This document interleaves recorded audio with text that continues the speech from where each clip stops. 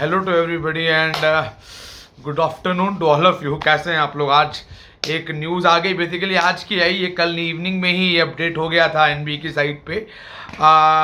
DNB की का date schedule announce हो गया है। 8 तारीख से रजिस्ट्रेशन स्टार्ट है डीएनबी का और 17 तक इसका एंड है। और जो रिज़ल्ट है वो लगभग 18 to 21 के बीच कभी भी आ सकता है।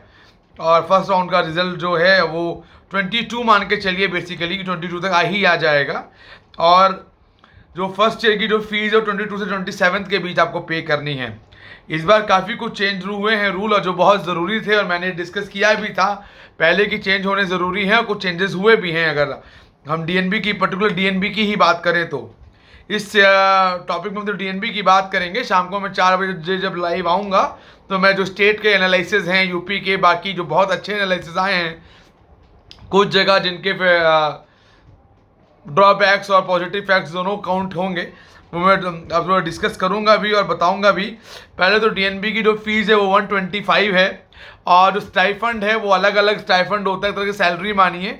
कुछ जगह बहुत ज़्यादा है, दिल्ली में, बेंगलोर, कर्नाटका में सबसे लेस सैलरी काउंटेड होती है डीएनबी की। लेस सैलरी डीएनबी के अंदर है।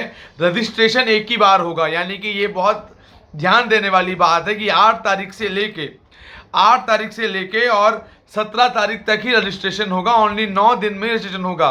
राउंड 1 में करना है तो भी, राउंड 2 में करना है तो भी, और राउंड 3 में करना है तो भी, जो कि एकदम फाइनल है। इसके बाद आपको दोबारा से ऐड ऑन करने की बिल्कुल भी ज़रूरत नहीं है। बिल्कुल आपको राउंड 1 में अगर आपने नहीं किया तो फिर आप डीएनबी में बिल्कुल भी आप पार्ट नहीं ले पाएंगे। जो नोटिस उन्होंने पब्लिश किया है उसमें उन्होंने साफ शब्दों में एक्सप्लेन किया है कि आप बिल्कुल भी नहीं कर पाएंगे।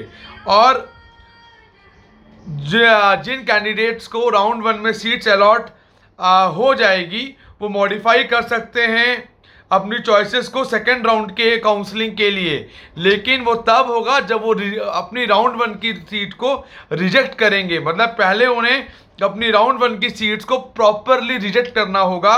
उन्हें कहना होगा कि हम इसे ले रहे हैं या नहीं ले रहे हैं। अगर हम ले रहे हैं तो हम अपग्रेड नहीं कर पाएंगे, और राउंड 2 के बाद ही डॉक्यूमेंट वेरिफिकेशन होगी, और जो 1,25,000 की फीस है वो उस कंसर्न हॉस्पिटल के अकाउंट में जमा हो जाएगी।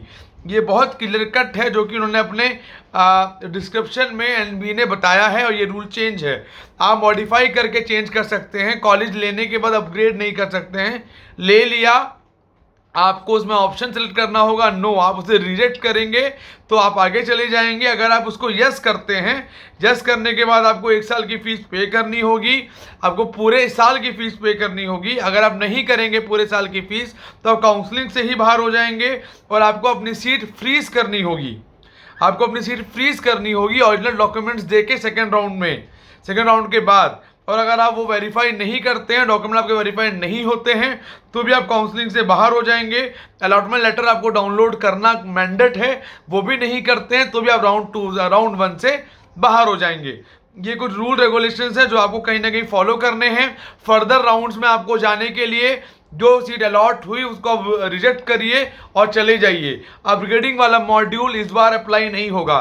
सीट मिली, लेना है यस, नहीं लेना है नो। एक बार आपने यस कर दिया तो बाकी राउंड से बाहर हो गए और आप डायरेक्टली उसी में आ गए। आपने नो कर दिया तो जो चॉइसेस आपने राउंड 1 में डाली थी आप उसी को मॉडिफाई करेंगे, उसी को शफलिंग करेंगे, मॉडिफाई करेंगे। क्लियर कट ये इन्फॉर्मेशन बुलेटिन के अंदर दिया हुआ है और ये डिस्क्राइब किया हुआ है। और ये जो काउंसलिंग है ये ऑल इंडिया राउंड 2 से पहले हो रही है काउंसलिंग मेरे हिसाब से, और स्टेट्स के भी राउंड 2 से पहले काउंसलिंग हो रही है। तो बहुत बच्चे होंगे जो सीट्स लेंगे और बहुत बच्चे होंगे जो सीट्स छोड़ेंगे। लेकिन ये बहुत बढ़िया है कि वो अपग्रेड नहीं होंगे, सीट छोड़ेंगे। जिनको लेना होगा वो ले लेंगे और फीस जमा हो जाए। मतलब ऐसा नहीं होगा कि मैंने सीट ले ली फिर मैंने छोड़ दी, फिर ले ली फीस छोड़ दी, ऐसा नहीं होगा। आपने ले ली और वो बैकअप खत्म, फिर दोबारा से ट्राई कीजिए, दोबारा सीरियल पे आएंगे तो मिलेगा, अदरवाइज नहीं मिलेगा। तो ये कुछ चीज़ें हैं। तो जो चॉइस फिलिंग आपको करनी है वो डे 1 से ही इस बात को मद्देनजर रखते हुए करनी है कि ये फाइनल तक ट्रैवल करेगी ये चॉइस फिलिंग, और ये बहुत यूजफुल रहेगी। लास्ट ईयर क्या रूल थे क्या रूल नहीं थे उसको बिल्कुल भी नहीं करना है। लास्ट ईयर बहुत सारे रूल्स गलत थे जो कि एकदम ही गलत थे। यानी कि राउंड 1 में अगर आप सीट ले सकते हैं। अब सवाल रहे बहुत बच्चों का कि अगर हमें ऑल इंडिया कोटा में सीट मिल गई है या स्टेट में सीट मिल गई है या डीम्ड में सीट मिल गई है तो क्या हम डीएनबी कर सकते हैं? जी आप एकदम कर सकते हैं, लेकिन रेजिग्नेशन करने की हर जगह पे एक डेट होती है। अगर आप उसके बाद करेंगे तो आपको एक कंसर्न अमाउंट जो है उसका जो फीस है, पेनल्टी फीस होती है उस कॉलेज की या उस काउंसलिंग की, वो आपको पे करनी होगी, चाहे वो स्टेट हो चाहे वो ऑल इंडिया हो। लेकिन ऑल इंडिया राउंड 2 ज्वाइन करने के बाद आप उस सिनेरियो के लिए भी किसी भी एंगल में आप एलिजिबल नहीं रह जाते हैं। ये एकदम फाइनल शॉट है। ये एक बहुत बड़ा रूल है जो आपको समझने वाली बात है। बहुत सारे माइनर टेक्निकलिटी रूल्स रहेंगे जो आपको समझ के चलने पड़ेंगे, देखना पड़ेगा।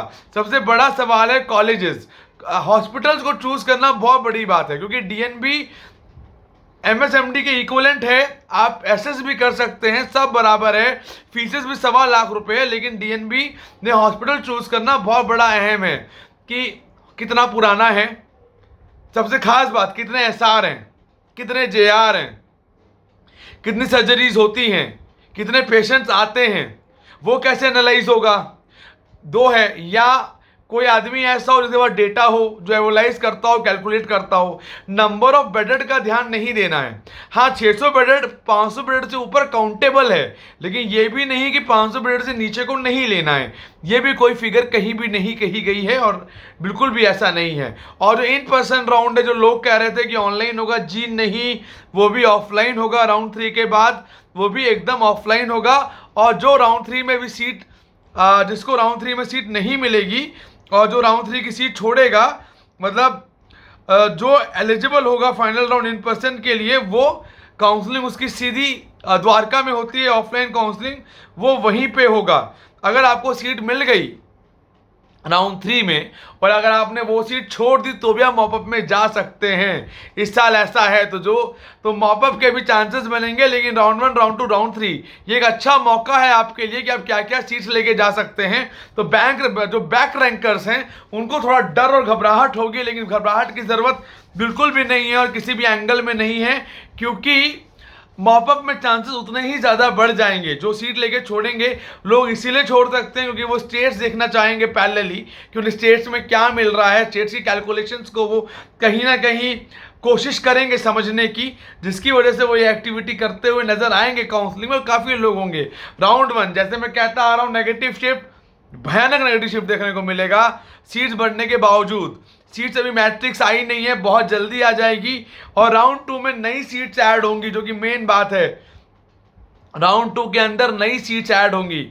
इसका मतलब यह है कि राउंड 2 में वही लोग, राउंड 2 के अंदर नई सीट्स ऐड होंगी इस साल, जो कि पहले नहीं हुई थी। और इस साल राउंड 2 के अंदर नई सीट्स ऐड होने के पूरे चांसेस क्या है, उन्होंने लिख भी दिया है कि new seats are likely to be added in second round. अगर आप सीट्स ले लेंगे और आप रिजर्व हो जाएंगे राउंड 1 में, तो फिर आप राउंड 2 में पार्ट नहीं ले सकते हैं। इसका मतलब है कि राउंड 2 में आप मॉडिफाई कर पाएंगे, अपनी चॉइसेस को आगे पीछे शिफ्ट कर पाएंगे और कुछ को आप ऐड कर पाएंगे। अगर आपको कॉलेज नहीं मिला है तो उस कंडीशन में आप उसको ऐड ऑन करके आप आगे चल सकते हैं। लेकिन अगर हाँ आपने यस कर दिया है कि मैं सीट ले रहा हूं, फिर आपकी चॉइस फिलिंग मॉडिफाई नहीं होगी, तो राउंड 1 से ही ऐसे डिसाइड करके चलना है कि कोई गलती ना हो। और इस बात का भी ध्यान रखना है राउंड 2 में क्या क्या ऐड होने के चांसेस हैं, क्या अच्छी प्रोबेबिलिटी मिलेगी मुझे, ये ज़रूर है। राउंड 1 में ब्लॉकिंग होने के पूरे चांसेस रहेंगे, क्योंकि स्टेट राउंड 2 होगा नहीं। एक बात ध्यान रखें ज़रूर, एक बात बहुत मैंडेट, कि स्टेट में जो कॉलेज मिलेगा आपको, हर कॉलेज की एक मियाद होती है रेजिग्नेशन की, हर काउंसलिंग की, वो स्टेट हो या वो ऑल इंडिया हो, चाहे वो डीम्ड हो। अगर आप उस डेट के बाद रिजाइन करते हैं तो आपको पेनल्टी पे करके ही डीएनबी में आना होगा। आप दोनों पैरेलली नहीं प्ले कर पाएंगे। और राउंड 2 के बाद यहाँ ओरिजिनल डॉक्यूमेंट आपके सबमिट हो जाएंगे। 2 कैंडिडेट्स राउंड 3 तक सबमिशन करते थे, राउंड 2 में सबमिशन करते थे, उन्हें राउंड 2 में मैंडेट होगा सबमिशन करना, यानी वो फर्दर चांसेस नहीं ले पाएंगे राउंड 2 का। और डीएनबी जैसा एक्सपेक्टेड था कि 15 के आसपास आएगा, तो एकदम एग्जैक्ट है कि 17 तक का रजिस्ट्रेशन इन्होंने ओपन किया है, तो यही होप सो थी। और 2022 के बाद राउंड 2 के नोटिफिकेशंस आएंगे, अब देखिएगा तभी राउंड 2 के भी नोटिफिकेशन रिलीज होंगे इसके राउंड 1 से। बहुत लोगों को इस बात का डर होगा और परेशानी होगी कि शायद ऐसा ना हो कि सीट्स नहीं मिले। सीट्स मिलेंगी, एंड में मिलेंगी।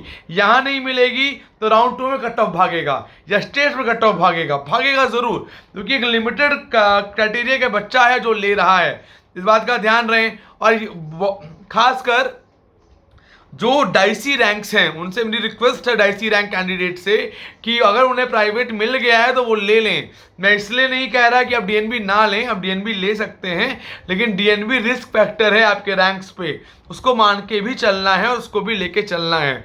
इसमें बस ध्यान क्या देना है, जो भी हॉस्पिटल आप चूज कर रहे हैं वो एकदम सही हो, वो एकदम राइट ट्रैक पे हो, वो बिल्कुल भी डाइवर्ट ना हो, कोई गलती ना हो जाए आपसे ऐसी कि जिसको आप बाद में कवर नहीं कर पाएं। और इस बार वी होप सो, उम्मीद करते हैं कि सीट लिविंग पेनल्टी भी डीएनबी की शायद बढ़ने की उम्मीद हो सकती है, सीट लिविंग पेनल्टी भी बढ़ने की।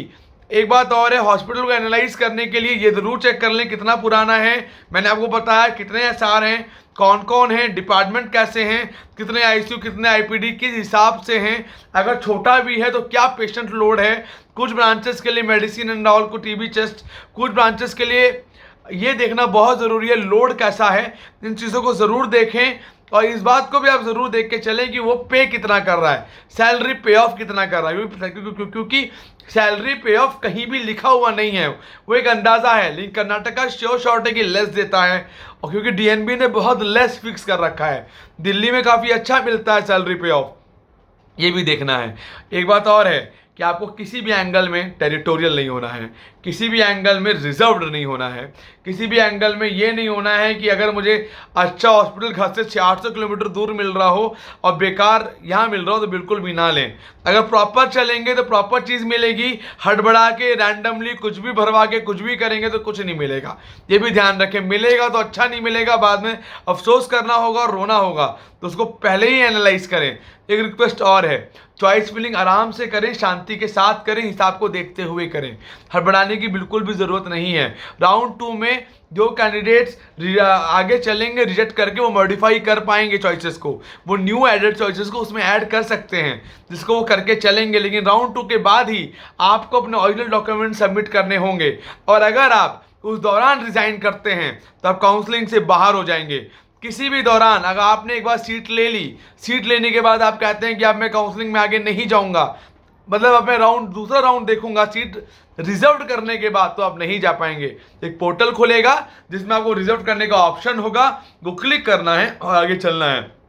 अलॉटमेंट लेटर भी डाउनलोड करना है।